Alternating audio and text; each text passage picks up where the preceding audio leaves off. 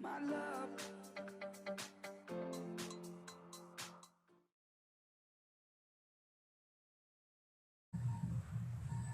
Nuevamente estamos aquí. Vamos a proceder con nuestro programa académico. En esta ocasión, el doctor Navarro será presentado por el doctor Jorge Méndez de Gilead Science. Adelante, doctor Méndez. ¿Qué tal? Muy buenas noches, tengan todos ustedes. Gracias por acompañarnos y sean bienvenidos a este simposio de Gilead Science México titulado Coinfección de la hepatitis C y VIH, ¿qué hemos aprendido? Y esto dentro del marco del simposio de la Asociación Médica Mexicana de VIH-Sida. La siguiente diapositiva. Para eso hemos invitado, y es un gusto tener al doctor Samuel Navarro. El doctor Samuel, pues como ustedes seguramente saben, él vive en Tijuana, es jefe del Departamento de Epidemiología Hospitalaria del Hospital General de Tijuana, es especialista en medicina interna por el Hospital General de Tijuana y subespecialista en infectología por el Instituto Nacional de Ciencias Médicas y Nutrición, Salvador Subirán. Además, tiene una maestría en salud pública por la Universidad Autónoma de Baja California y es actualmente coordinador del Servicio de Atención Integral para Pacientes con VIH.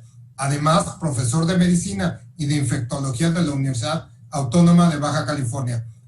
También es presidente del Comité de VIH de la Asociación Nacional de Infectología y Microbiología Clínica de México, miembro del Comité de CORESA y también miembro del coordinador de este Comité de Infecciones Nosocomiales y de la Clínica de VIH del Hospital General de Tijuana.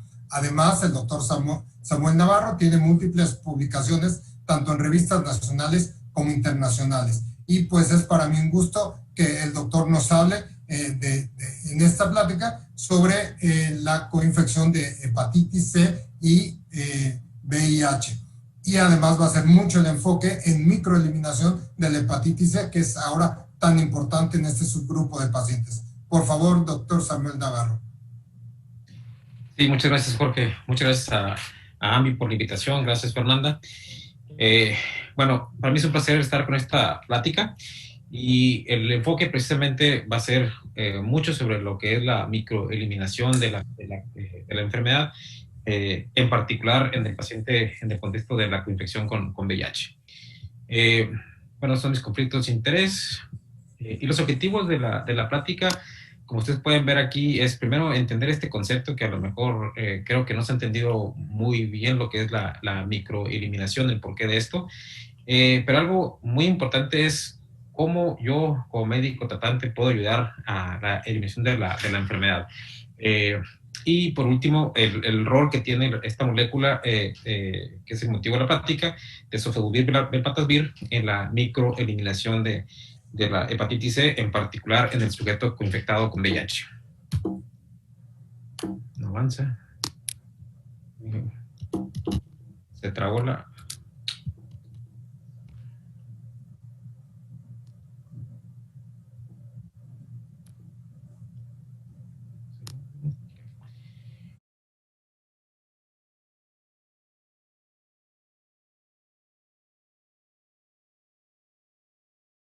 La prevalencia de la enfermedad por hepatitis C es muy grande, es incluso más grande que la prevalencia de VIH. Se estima que hay 71 millones de personas que tienen infección por virus de hepatitis C y la incidencia, es decir, los casos nuevos por año, son casi 2 millones de pacientes con nuevo diagnóstico.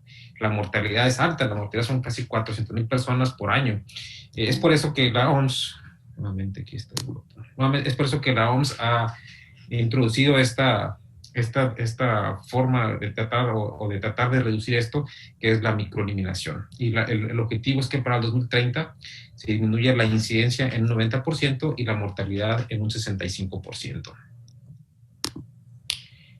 Bueno, la microeliminación de la enfermedad es algo tomado del punto de vista de salud pública, la forma como hay que entender este concepto. Y básicamente para poder decir que tenemos un programa de microeliminación se requieren por lo menos 5 puntos que son muy importantes. El número 1 es concientizar tanto a los grupos de riesgo como al personal médico. Y si ven, por ejemplo, grupos como obviamente adictos a drogas intravenosas, en las cárceles, a migrantes, refugiados, es decir, son grupos de alta prevalencia y alto riesgo. Pero también a los médicos, ¿por qué? Porque tenemos que hacer diagnóstico. Muy importante es el muestreo y diagnóstico. Pero no solamente es hacer diagnóstico, que es lo que veníamos haciendo mucho tiempo atrás, sino que hay que al paciente enlazarlo al sistema de salud. Tenemos que tener un sistema de salud, un sitio donde haya tratamiento para el virus de la hepatitis C. Obviamente estos hospitales tienen que tener acceso a medicamentos, pero todo programa, si no hay un monitoreo y una evaluación del programa, pues no sirve. Entonces tenemos que tener por eso muy involucrado a los tomadores de decisión para lo que es el costeo de los medicamentos, pero un registro donde se lleve a cabo la contabilidad de pacientes tratados y pacientes curados.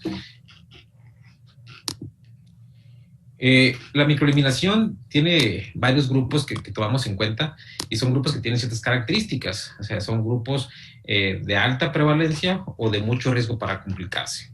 Por eso, por ejemplo, tenemos pacientes cirróticos donde sabemos que la complicación puede ser fatal, pacientes hemofílicos donde es muy frecuente la infección, trasplantados donde son pacientes de muy alto costo y mucho riesgo para la progresión de la enfermedad, asimismo VIH y obviamente los adictos a drogas intravenosas y presos por la alta incidencia de la enfermedad y prevalencia.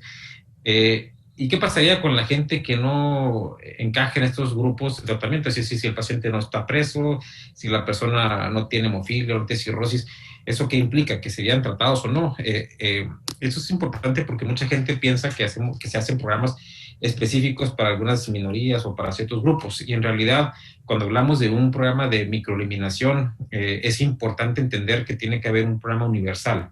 El hecho de que esté dirigido mucho a un grupo de personas por ciertas características no quiere decir que el resto de la población sea excluida. No, hay un programa de tratamiento universal que se le da un enfoque muy particular, pero si una persona no entra a este grupo de personas, también puede ser tratada. Eso es un programa de microeliminación. Y cuando hablamos de un grupo en particular, eso no son excluyentes, es decir, si por ejemplo yo tengo una persona que está privada de la libertad, es un preso, si se pueden a ver qué es lo que estamos haciendo, probablemente el preso puede tener ciertas características, como por ejemplo, puede ser una persona que usa drogas intravenosas, puede ser un migrante, puede ser parte de una minoría racial, puede ser incluso una mujer, por ejemplo, en potencial embarazo, es decir, estar en un grupo no excluye a los demás. Puede ser que ese mismo grupo tenga varios subgrupos a la vez y entonces estamos tratando varios grupos simultáneamente. Los programas de microeliminación, algo muy importante es que para poder tener éxito con esto siempre tiene que haber programas de prevención. Si no hay un programa de prevención adjunto a esto, es muy poco probable que funcione. Entonces tenemos que tener sobre todo programas, por ejemplo, quitar el compartir las jeringas, los programas de metadona, etcétera. Tiene que haber programas específicos para la prevención de la infección. De lo contrario, el riesgo de reinfección es muy alto.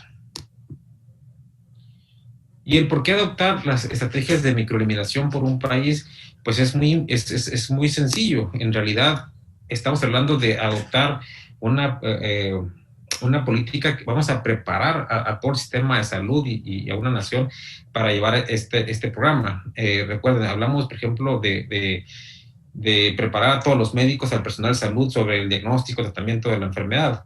Hay que capacitar a los médicos, a las enfermeras, a todo el personal. Segundo punto es hacer pruebas diagnósticas. No solamente es hacer serología, sino tenemos que confirmar con PCR, tenemos que estadificar la enfermedad hepática. Es decir, todo esto tiene un costo. Y por último, lo más importante, pues tenemos que tener todos los medicamentos disponibles para tratar al paciente. Entonces, todo esto lleva una secuencia y una cadena de costos y obviamente los tomadores de decisión siempre se basan en cuánto nos va a costar. Entonces, si lo vamos haciendo por grupos, es diferente decir que toda la población que tiene hepatitis se va a tratar, aunque sabemos que el objetivo es tratar a toda la población, pero esto es algo específico para los tomadores de decisión. Estos componentes de microeliminación ya se han comprobado que son eficaces. A la hora de erradicar la infección en ciertos grupos, también estamos haciendo un programa de prevención. Sabemos que algunos grupos son en particular de alto riesgo para transmitir la enfermedad, por ejemplo, las personas con VIH, los usuarios de drogas intravenosas. Las mujeres con potencial de embarazo probablemente no sea mucho, pero sí el impacto es mucho. Transmitir la enfermedad a un bebé sería muy importante evitar eso. Y por ejemplo, es un estudio de la Corte Suiza, donde se hizo un programa de microeliminación, el cual constaba de 2 fases. La fase 1, o la fase A, donde el objetivo era primero diagnóstico, hicieron pruebas y ahí encontraron, por ejemplo, que la prevalencia, es decir, la gente que ya se conocía con infección por virus de hepatitis C, era muy alta, eran 147 pacientes. Y después vino la siguiente fase, que era tratar a todos los pacientes diagnosticados. Entonces, la fase C, que era ver ahora sí cómo está la prevalencia y la incidencia, después de la primera fase, que era diagnóstico, vean cómo en el caso de la prevalencia, pues baja de 147, baja a 12 pacientes. Es decir, de toda la población que se trató, únicamente quedaron 12 pacientes, y esos 12 pacientes fueron pacientes no tratados. Por X razón no se trataron y no se curaron por eso. Pero vean que hay una disminución de la prevalencia o de la cronicidad de los pacientes crónicos en un 92% de la Corte, mientras que la incidencia, cuando hicieron la fase inicial, que era la búsqueda de nuevos casos, encontraron 31 pacientes en la fase inicial. Y mientras tratados, por toda la Corte, vemos cómo hay una reducción de los nuevos casos. Únicamente se diagnosticaron 16 pacientes nuevos después del tratamiento de toda la Corte, es decir, hubo una disminución de casi el 50% de la incidencia. Entonces, el tener un programa de microeliminación sí funciona, en particular en la población con VIH. Y cuando hablamos del diagnóstico y tratamiento, o de la cura, o de la respuesta sostenida, hablamos no solamente de que curamos la hepatitis C, o sea, el evitar una infección por hepatitis C, hablamos de evitar hepatitis crónica, hablamos de evitar fibrosis hepática, de evitar cirrosis y de evitar hepatocarcinoma. Es decir, no solamente hablamos del tratamiento de la hepatitis C, de la curación de la hepatitis C, sino de todo un complejo de enfermedad hepática que llega incluso al cáncer y la muerte. La infección de virus de hepatitis C, a veces pensamos que por ser 2 enfermedades virales, son enfermedades muy comunes y se ven muy parecidos. En realidad son cosas muy distintas, la hepatitis C y el VIH. Los dos son producidos por infecciones por un virus RNA, pero son diferentes virus con diferentes enfermedades y se comportan muy diferente. Tienen ciertas características en común, por ejemplo, la vía de infección. Ambos se transmiten por mecanismos sanguíneos y a veces por transmisión sexual, y también tienen un comportamiento parecido en la epidemia con el paso del tiempo. Por ejemplo, si ven ustedes el riesgo de transmisión de virus de hepatitis C por sangre, actualmente es prácticamente de 0, tanto para VIH como para virus de hepatitis C, gracias a las políticas de escrutinio tanto de ambas enfermedades previo a las transfusiones. En el caso de la transmisión sexual, sabemos que actualmente en Estados Unidos hasta un 30% de los nuevos casos de hepatitis C son de origen sexual. En el caso de la transmisión por drogas intravenosas, es el principal problema en Estados Unidos, siendo hasta el 50% de los casos este tipo de transmisión. Y existen otros mecanismos de transmisión también conocidos tanto en VIH como para virus de hepatitis C con menos frecuencia. Por ejemplo, decíamos la transmisión vertical de madre a hijo, el uso de los tatuajes y los piercing, que no está bien estudiado, pero que también transmiten tanto VIH como virus de hepatitis C. Entonces, cuando hablamos de la coinfección, si bien son virus diferentes y son enfermedades distintas, en el paciente que está coinfectado es como una fusión de ambas enfermedades y tiene ciertas características que son distintas al paciente que tiene tanto VIH o que tiene, por otro lado, hepatitis C, y se hace una enfermedad distinta. Vamos a ver el por qué. Por ejemplo, el paciente que tiene coinfección tiene una progresión de la enfermedad hepática más acelerada.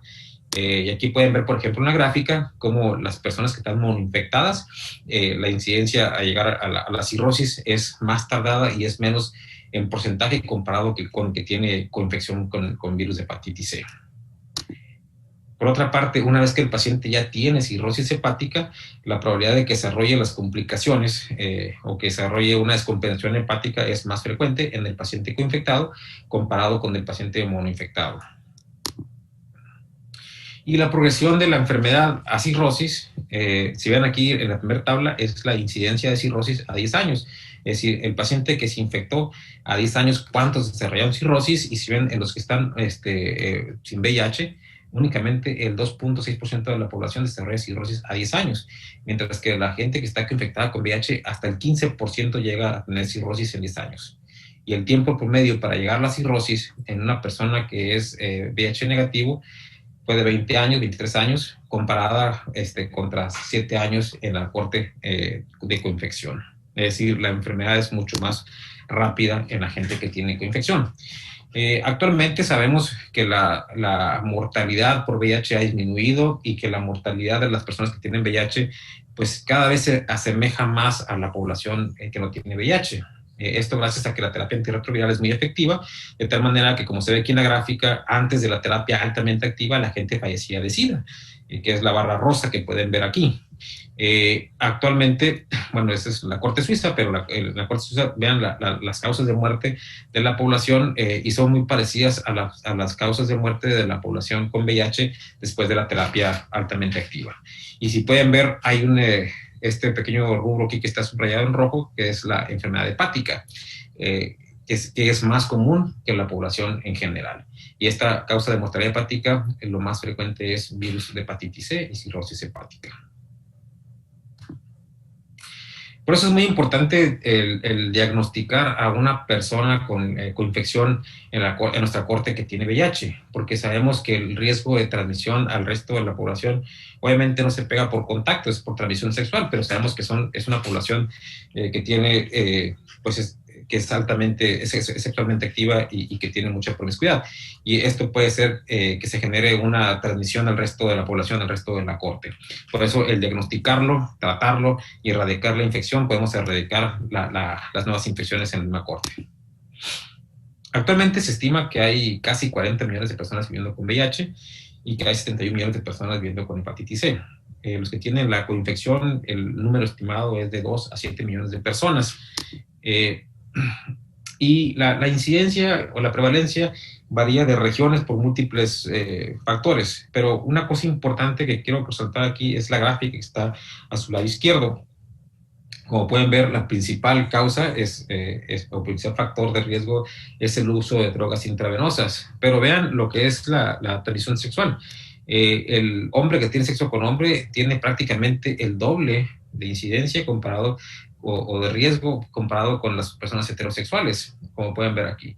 Entonces, hablando de la coinfección, obviamente pacientes con VIH, pues sabemos que son altamente activos, sexualmente hablando, y tienen mucho riesgo de transmitir la enfermedad si están infectados con virus de hepatitis C.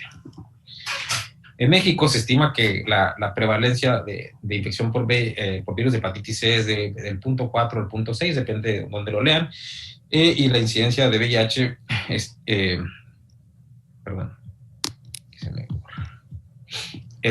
0.6 a 2.8.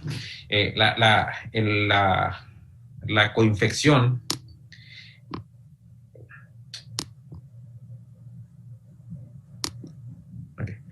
Como pueden ver aquí, la seroprevalencia de hepatitis C es mucho más común en los estados del norte.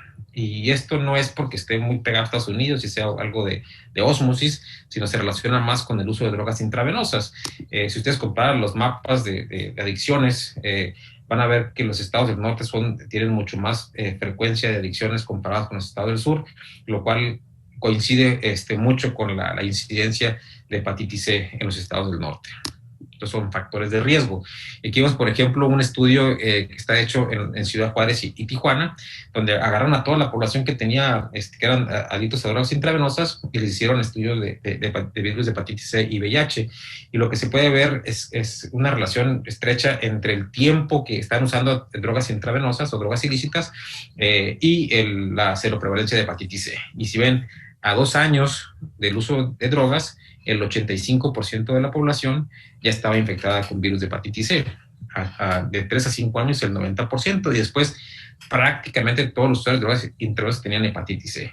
Es por eso que la prevalencia de infección por virus de hepatitis C es más común en los estados del norte.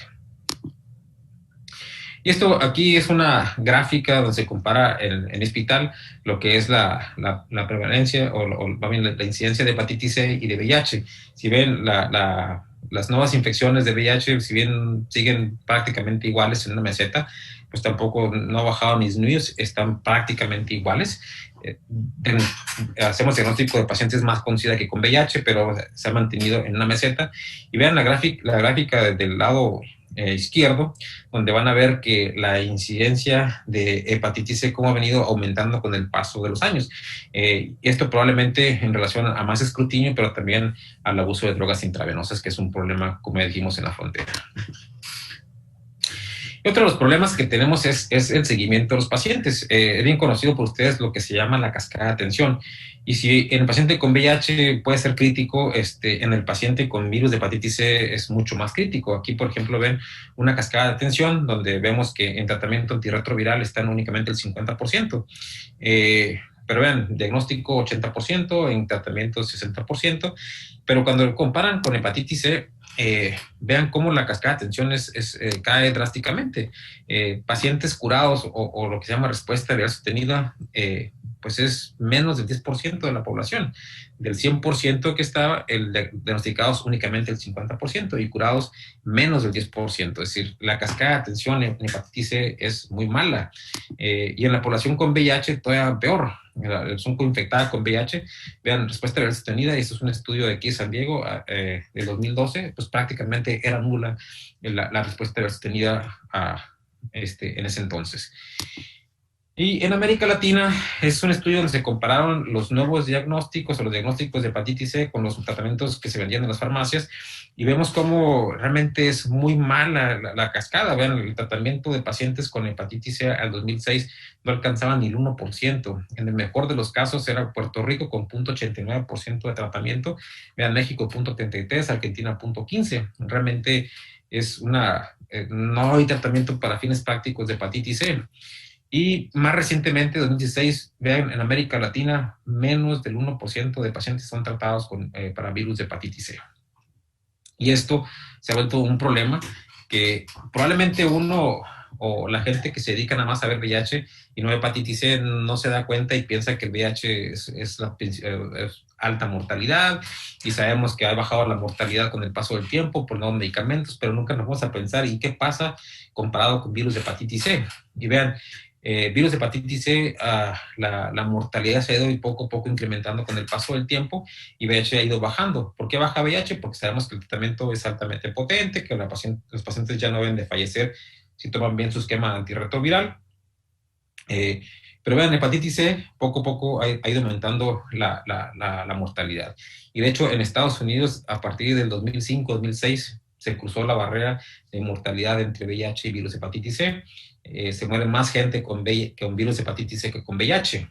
Y uno puede decir, bueno, esto probablemente pasa únicamente en Estados Unidos porque tienen más hepatitis C, pero nuevamente, esto es, por ejemplo, las causas de muerte en el hospital, nada más en servicios de urgencias, y lo que pueden ver aquí es que una de las principales causas de muerte es cirrosis.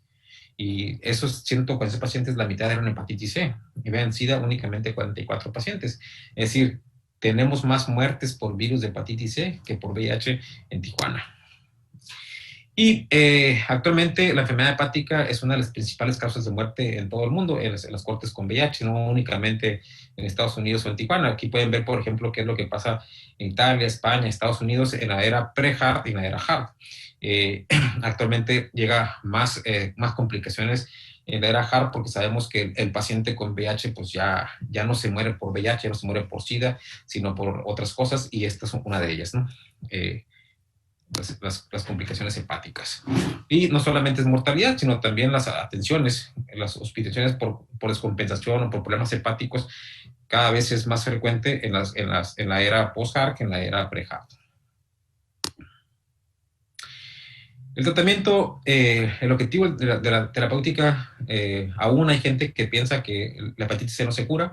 Sabemos que la hepatitis C se cura actualmente, la probabilidad de curación es muy alta y que el objetivo es la cura de la enfermedad. A diferencia del VIH, donde nomás tratamos y controlamos, en el caso de la hepatitis C, el objetivo es curar la enfermedad. Afortunadamente hemos ido avanzando lentamente, pero muy bien en cuanto a la respuesta veloz sostenida o a la curación de la hepatitis C, y esto es, por ejemplo, lo que ha pasado con el genotipo que antes se consideraba el más difícil de tratar, que era el genotipo 1. Y veamos cómo desde la etapa de la época de interferón y ribavirina, donde prácticamente era nula la probabilidad de cura en el paciente coinfectado, ha llegado hasta más del 90% de curación con algunos medicamentos.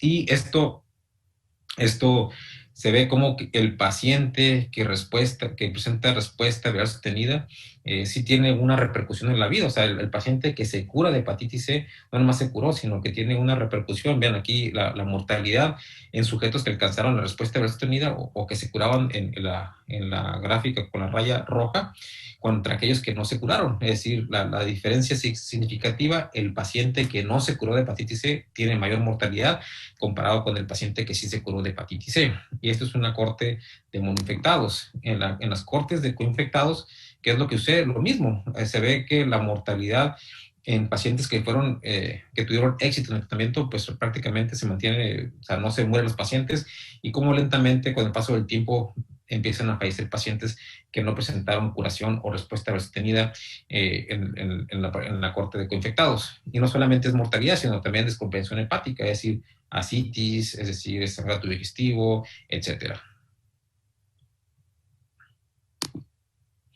Entonces, ¿cómo alcanzar la eliminación de la hepatitis C para 2030, como dice la OMS? Bueno, lo importante es hacer pruebas, identificar pacientes, pero no solamente identificarlos, sino tenemos que vincularlos al sistema de salud. Es decir, lo diagnosticamos y lo metemos a un sistema donde haya tratamiento. Y el tratamiento debe ser muy simple. De tal manera, como hay tantos pacientes con hepatitis C, debe ser lo más simple, a diferencia de antes que usaba interferón, que era muy complicado, y después terapias que eran complicadas por interacciones, por toxicidad. Debe ser lo más simple posible para que todo el mundo pueda tratar pacientes con hepatitis C. Y no se requiera un súper especialista para el tratamiento de hepatitis C. Esa sería la forma de hacerlo más, para que esto pueda tener un éxito. Ahora, ¿cómo lograr esto? Pues no hay un medicamento perfecto. Pero si hubiese un medicamento perfecto como Perfectovir, tendría que tener ciertas características, que fuera pangenotípico, es decir, que no solamente le pegue el genotipo 1 como fue inicialmente, sino que tuviera una amplia barrera para todos los genotipos, que fuera panfibrótico, que sea panfibrótico, es decir, que cure tanto al paciente que no tiene cirrosis como que tiene cirrosis avanzada, que no sea tóxico. Entre menos tóxico, pues es más fácil de utilizar, que tenga pocas interacciones farmacológicas y que sea simple. Entre más simple el fármaco, se va a poder usar por todo el mundo. Esas serían las características ideales para un medicamento de esta naturaleza. Ahora, el motivo de la plática es esta droga que se llama sofosbuvir velpatasvir, que es una STR, es decir, es una combinación que viene en una sola pastilla. Sofosbuvir es un medicamento ya conocido por todos ustedes, es un inhibidor del NS5B, es un medicamento de una sola tableta, 400 miligramos, que se combina con velpatasvir, que es un inhibidor NS5A de nueva generación, que también tiene una vida media prolongada, y es el único fármaco para hepatitis C como STR de una sola pastilla en realidad, o sea, una combinación de un solo medicamento, una sola vez al día. Y a continuación vamos a ver los datos acumulados de esta molécula. Existen muchos estudios de sofosbuvir. Los estudios iniciales se llaman astrales. Los astrales es la gama de estudios que hicieron para comprobar la eficacia y seguridad de los medicamentos de la fase 3. Y como ven aquí, todos son a 12 semanas. Las terapias con esta molécula son a 12 semanas, independientemente del genotipo, independientemente si tiene cirrosis, independientemente si tiene infección, independientemente de todo, son 12 semanas. Entonces lo hace muy simple porque ya sabemos que son 12 semanas. No hay que estar pensando si es genotipo 1, si es genotipo 4, 3, si tiene cirrosis, si tuvo naive, tratamiento previo, si tiene mutaciones, todos son 12 semanas. En cuanto a los estudios y la distribución por genotipos, sabemos que lo más prevalente es el genotipo 1 y que antes se consideraba lo más difícil de tratar. Bueno, aquí casi el 40% de los estudios son con genotipo 1, pero vean, genotipo 3, que actualmente se considera el genotipo más difícil de tratar de hepatitis C, con el 30% de la población. Ya otros genotipos como el genotipo 2 y 4, o ya los más raros, pero aquí lo importante es que tanto genotipo 1, que antes era el más difícil, y el genotipo 3, que es lo más difícil actualmente, la población era como de 30-35% de ambos genotipos. En cuanto a la fibrosis o el estadio de la enfermedad, vean F4, que es cirrosis, casi 30% de la población que se trató con estos medicamentos en estos estudios tenía cirrosis. F3, que es fibrosis avanzada, un 15%. O sea, estamos hablando de casi de un 40% de pacientes con enfermedad avanzada. Y en cuanto a los pacientes que habían recibido tratamientos previos, el 25% eran experimentados. La gran mayoría habían estado con interferón, pero incluso hay un 14% de la población que había recibido tratamientos de acción directa, ¿no? O antivirales de acción directa. Y los resultados por genotipo, aquí pueden ver, en general estamos hablando de un 99% de respuesta viral sostenida, es decir, que a la semana 12 estaban indetectables y 3 meses después se repitió otra vez la carga viral y siguen indetectables. Eso se considera respuesta viral sostenida o curación de la hepatitis C. Y vean, en general estamos hablando del 99% de respuesta viral sostenida, y por genotipos 99, 100%, 98%, es decir, todos arriba del 98%, 99% de curación por genotipo. Entonces, por eso decimos que es una terapia pangenotípica, porque independientemente del genotipo, todos tienen una curación arriba del 98%.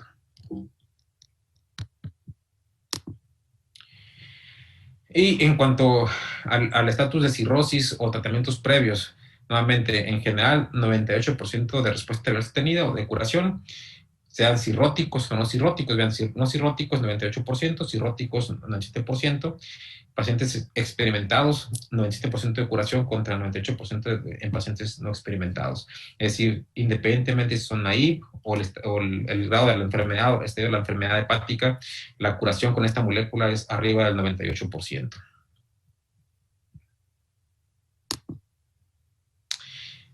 Y una cosa importante es la toxicidad. Sabemos que en particular en virus de hepatitis C, la gente que trató hepatitis C con interferón, sabemos que eso era algo bien complicado.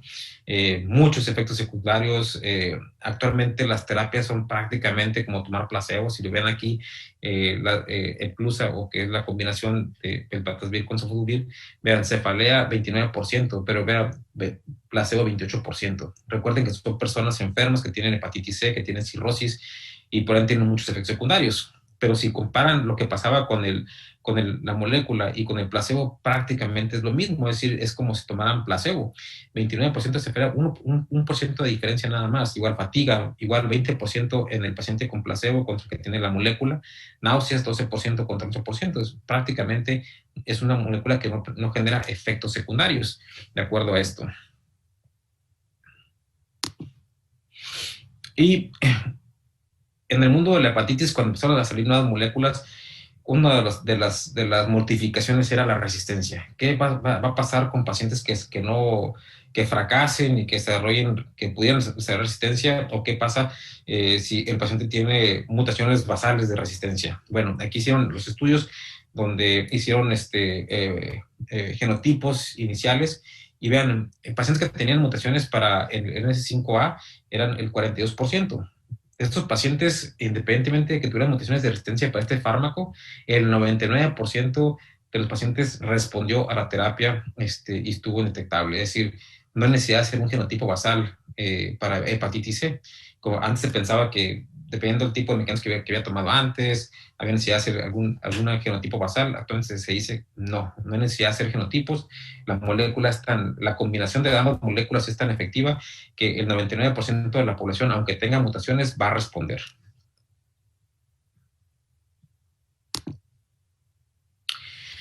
Y también tenemos evidencias de la vida real, porque lo que mencionamos ahorita son evidencias de las cortes astrales, de los estudios de investigación fase 3, pero ya tiene tiempo la molécula en el mercado, de tal manera que hay ya experiencia global en muchas partes, muchas cortes, en una corte en general, hablando de más de 5,000 pacientes que han sido tratados en la vida real con los resultados muy similares.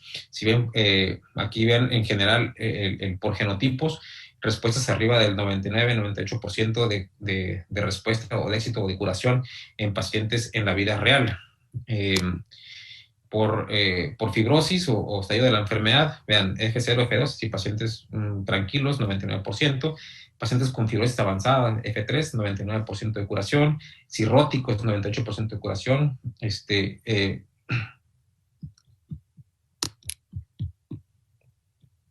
y con fibrosis y sin fibrosis conocida, vean, la respuesta prácticamente independientemente del grado de fibrosis, son pacientes que se curan con esta molécula en la vida real. Bueno, en la práctica en realidad era de la coinfección. Todo lo que hemos visto hasta ahorita mucho ha sido de pacientes que son monoinfectados y cómo traslapar esto a la población que tiene VIH. Pues tenemos el estudio Astral 5. El estudio Astral 5 fue el estudio de seguridad y eficacia en la corte de infectados. Si ven, eso es un solo brazo donde agarraron 106 pacientes y a todos se les dio tratamiento por 3 meses y después un seguimiento a otros 3 meses de carga viral. En promedio, la población era población más grande que la población monoinfectada, son 54 años en promedio, la mayoría hombres, como suele ocurrir en las cortes de VIH, 86% eran hombres, cirróticos en un 18%, tratamiento previo un 30%. Vean, la carga viral muy importante de virus de hepatitis C, muy altas, 6 millones de copias. Los genotipos, veamos, 66% eran genotipo 1A, 12% 1B. El recuento de células CD4 estaban muy altas. En promedio eran 598 células, pero iban de pacientes que iban desde menos de 200 células, 183, hasta 1500 células. Y la otra es el tratamiento antirretroviral que recibían. Muchos hablan de las interacciones farmacológicas. Si ven aquí, pacientes con inhibidores de la proteasa, reforzados con Daruna, Lopi o Atazanavir, casi el 50%, es decir, tenían fármacos que potencialmente piensa uno que van a hacer interacciones farmacológicas, o inhibidores de la integrasa como el Vitegravir, que va con Covicistat, que también uno pensaría que tiene interacciones farmacológicas, fueron utilizados en estos estudios. Y la respuesta, pueden ver más del 95% de curación en pacientes infectados con VIH en general. Y cuando hablamos de genotipos, vean genotipo 1, 95%, 1B dice 92%, pero si usted ve los números, estamos hablando de un paciente que fracasó, son números muy pequeños, por eso se ven esos números como de 92, que uno dijera, bueno, es malo porque es 92%, porque ahora nos hemos tornado un poco muy piques o muy estrictos en decir que era una curación arriba del 98%, pero si ven los números, prácticamente un paciente fracasó, por eso tiene 92%. Genotipo 3, 92% nuevamente. En general, podemos decir que en la corte de pacientes infectados con VIH sigue siendo esta combinación de sofosbuvir con velpatasvir una buena combinación para el tratamiento del virus de hepatitis C. En relación a la estadio de la enfermedad, si tenían cirrosis o no tenían cirrosis, vean, pacientes cirróticos, 100% de curación.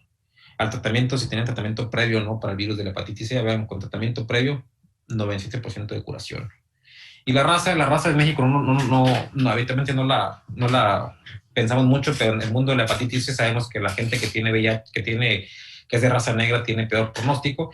Y vean aquí, raza negra, casi 100% de curación. Igual no es un factor. Es decir, todos los factores que antes pensábamos que eran de mal pronóstico, como carga viral elevada, como infección, como la raza, como el genotipo, en realidad con las moléculas no tienen este problema de decir que son factores de mal pronóstico. Igual, mutaciones basales para el virus de la hepatitis C se encontraron en 12 pacientes, en 12% o 13 pacientes, y vean, estos pacientes el 100% respondió, o sea, no se requiere hacer ni en la corte de VIH mutaciones basales para el virus de hepatitis C. Y esta tabla que ven aquí ven en las columnas, pueden ver lo que son los tratamientos antirretrovirales más usados, y en la fila pueden ver lo que son los tratamientos de hepatitis C.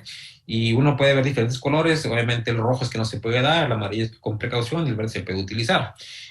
Cuando uno ve esto, parece que es medio confuso y que está viendo mucho las interacciones farmacológicas, está buscando las guías. Sin embargo, si vemos únicamente la molécula que estamos platicando ahorita, que de hecho es de las pocas que se usan actualmente, pueden ver que prácticamente tiene dos esquemas que no se pueden utilizar, y de los cuales uno es un fármaco que ya nadie usa, que es Tipranavir, y no lo usa por toxicidad. Pero efavirenz y etravirenz no se pueden utilizar. Vamos a decir, si vamos a usar el tratamiento, vamos a usar pacientes infectados con hepatitis C, hay que tener en mente que únicamente pacientes que estén tomando efavirenz o que estén tomando etravirina no pueden tomar esta combinación de medicamentos, y habrá que hacer un cambio. Pero si tenemos pacientes que están tomando inhibidores de la proteasa, reforzados o no, ya no hay reforzados, pero vamos a decir, todos los pacientes con inhibidores de la proteasa, con inhibidores de integrasa, no tienen ningún problema en tratarse para virus de la hepatitis C con la combinación de Sofos y Velpatasvir. Entonces, como conclusiones de la microeliminación, recuerden que esto de la microeliminación es una estrategia del punto de vista de salud pública, y adquirir estas poblaciones son poblaciones clave porque son de alta incidencia, alta prevalencia y mucho riesgo de transmisión o de complicación, considerando que la OMS pretende disminuir la incidencia, prevalencia y mortalidad para 2030. Por eso se acerca sobre estas poblaciones que son de alta incidencia y prevalencia y riesgo de complicaciones. Estos grupos, decíamos, tienen esa peculiaridad. Es decir, si yo sé que si trato un paciente que tiene VIH, de una corte VIH, eso me va a reducir la incidencia de otras personas que tienen VIH porque comparten ese mismo grupo. Decíamos que la microeliminación es una estrategia que no es excluyente. Para poder tener una estrategia de microeliminación se requiere que haya un programa nacional o un programa universal de tratamiento de virus de hepatitis C. Por lo tanto, no es excluyente. Es una forma de hacerlo más fácil y de llevar a cabo la microeliminación. Y todo esto tiene mucho que ver con los costos. Acuérdense, tenemos que hablar con personas que van a tomar decisiones, con los tomadores de decisiones, y de alguna manera tenemos que influir en ellos en cómo vamos a darles resultados en cuanto a los gastos que vamos a hacer. Y obviamente se requieren fármacos que sean pues genotípicos, es decir, que independientemente del genotipo se pueda dar un medicamento. De hecho, actualmente se discute mucho si es necesidad de hacer un genotipo basal o no. ¿Por qué? Porque sé que independientemente del genotipo que tenga el paciente, le voy a dar un medicamento que va a curarlo del 98%. Entonces, ¿para qué gastar 5,000 pesos, 3,000 pesos en una prueba que no ocupo en realidad? La otra es que sean panfibróticos. Es decir, si el paciente tiene cirrosis, independientemente si es Child A, si es Child B, si es Child C, ¿cómo lo voy a tratar el paciente? O sea, ¿es necesario todavía hacer un FibroScan? Probablemente sí, pero por otro motivo, no precisamente para ver si se va a curar o no, o si le puedo dar una molécula o no. Actualmente con estas moléculas yo le puedo dar esta terapia al paciente, Sofos, Velpatasvir, independientemente si tiene Child A, si tiene Child B, si tiene Child C. ¿Okay? Y no hay necesidad de hacer pruebas de mutación basales para virus de hepatitis C, como antes se pensaba. Con esta combinación, independientemente que el paciente tenga mutaciones de resistencia, el tratamiento es el mismo. No ocupo hacer ningún cambio.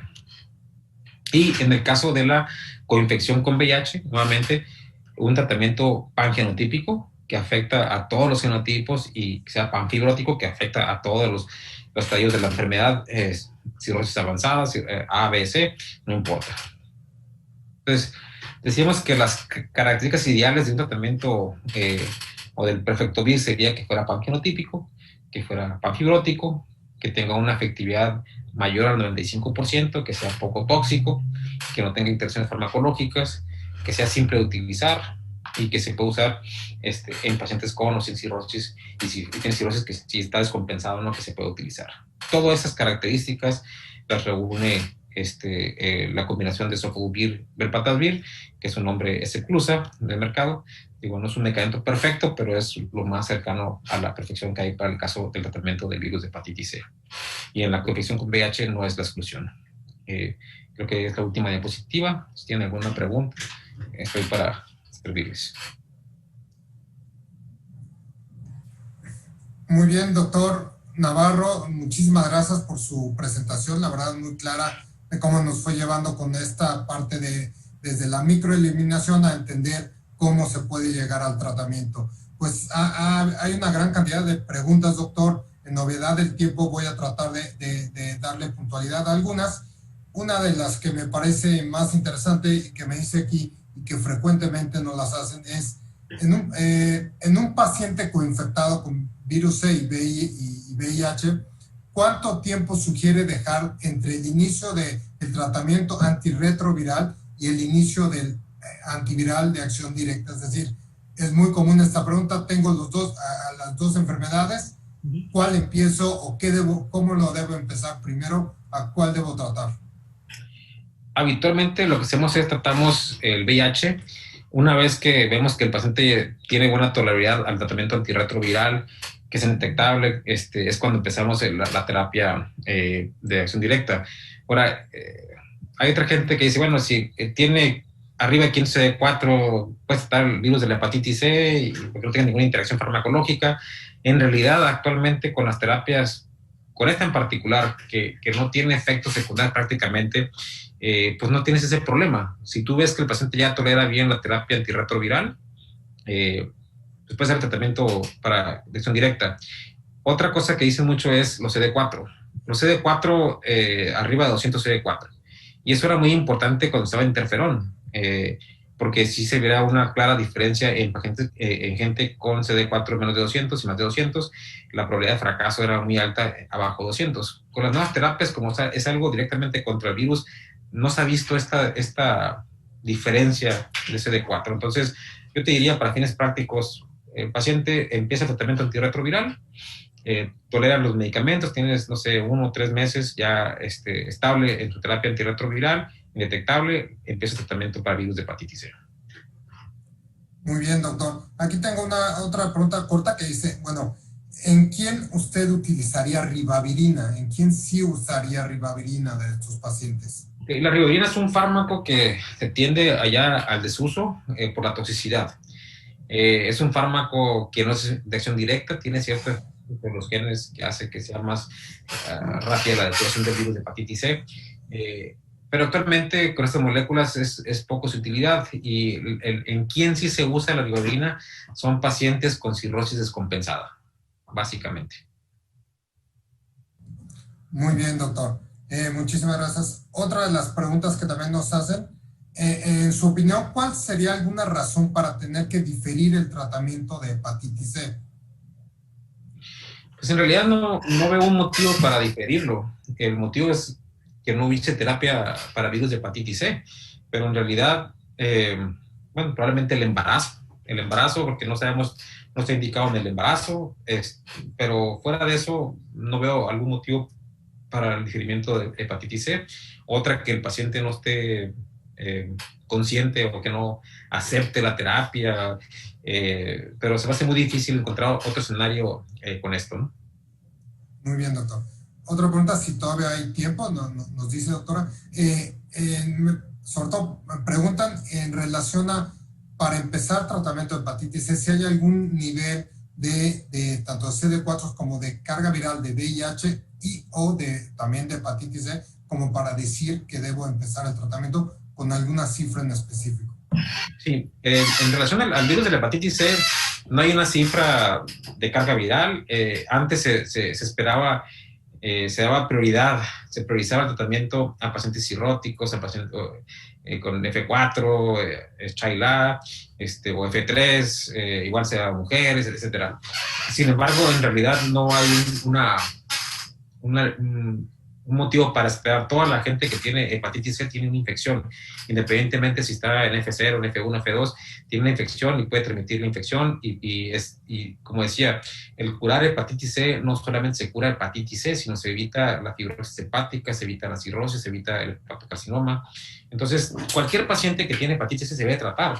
Eso no debe ser algo de esperar nada. O sea, si tiene hepatitis C, se diagnostica, se puede tratar. Ahora, el paciente infectado, lo ideal es que esté en tratamiento antirretroviral, que esté controlado, idealmente que tenga más de 200 CD4, pero nuevamente eso no es un factor limitante. Pero digo, si tengo un paciente que tiene 50 CD4, 20 CD4, pues ahí tengo otras prioridades, tratar las coinfecciones, va a estar con profilaxis, ahí yo preferiría esperar un poquito, a menos que fuera un paciente cirrótico, digo, que ya está avanzada la enfermedad y me urge tratar la hepatitis C. De lo contrario, yo al paciente mejor primero lo estabilizo del VIH y posteriormente ya veo el tratamiento antirretroviral, idealmente que tenga por lo menos 200 CD4, pero nuevamente ese punto de los CD4 no es privativo de dar a un paciente que tenga 200 o que tenga 180 CD4, no lo es.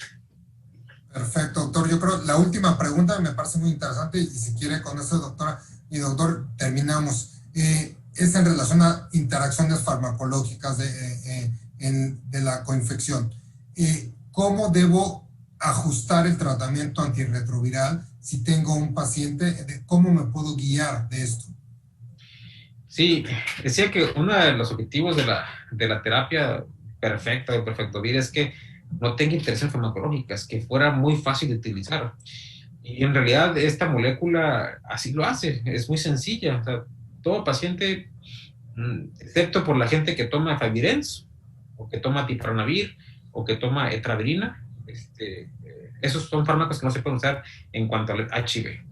De ahí en fuera, cualquier molécula se pudiera utilizar, incluyendo los inhibidores de la proteasa con ritonavir, incluyendo los que tienen covicistat. Hay que tener ciertas precauciones por estar en amarillo, hay que estar viendo los niveles X, pero en realidad se puede utilizar. Los estudios lo hicieron con atazanavir, con darunavir, con lopinavir y sin ningún problema. Obviamente los medicamentos que tienen más pureza de sentido son los inhibidores de la integrasa, raltegravir, es decir, tienen menos interacciones, pero así como una contraindicación sería Favirenz, Tipranavir, Etravirina. Si aún así el paciente tiene más fármacos o tienes dudas, pues siempre está las bases de datos de Liverpool, ¿no? Te puedes meter y puedes buscar las interacciones. De hecho, es algo que yo considero que todo el mundo deberíamos hacer, aunque ya seas experto en tratamiento de esto, siempre métete a la base de datos y vas a encontrar cosas que a veces no sabías. Pero así en general, no usar Efavirenz, no usar Etravirina, no usar Tipranavir. Perfecto. Pues, doctor Samuel Navarro, agradecemos muchísimo su participación en su excelente plática y también agradecemos sin duda a la asociación por habernos permitido este espacio y por mi parte y doy muchísimas gracias a los que siguieron y continuaron en este simposio. Muchas gracias. Muchas gracias, Jorge. Gracias, Fernanda, por la invitación.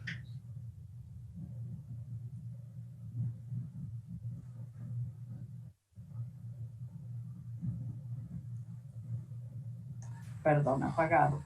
Muchas gracias, Samuel, por tu excelente presentación. Gracias por la participación de todos. Gracias porque todos se mantuvieron aquí hasta el final en la raya con tantísimas preguntas. Y bueno, entonces damos por terminadas las actividades académicas del simposio del tercer día del simposio de la AMBI. Y es importante recordarles que mañana empezamos a las 8 de la mañana en punto con la plática del doctor Esteban Martínez, que será en vivo, como todas las pláticas que hemos tenido en este simposio. Él se va a conectar a las 8 en punto de la mañana y nos va a dar una excelente plática con las perspectivas del tratamiento antirretroviral y el aumento de peso y si debemos o no preocuparnos. Es una charla que vale muchísimo la pena. Por favor, seamos puntuales. Recuerden que, de nuevo, que se necesita el 80% de la asistencia al simposio para que se pueda alcanzar el porcentaje para poder obtener el certificado de asistencia. Les agradecemos mucho su presencia aquí y nos vemos mañana tempranito a las 8 en punto.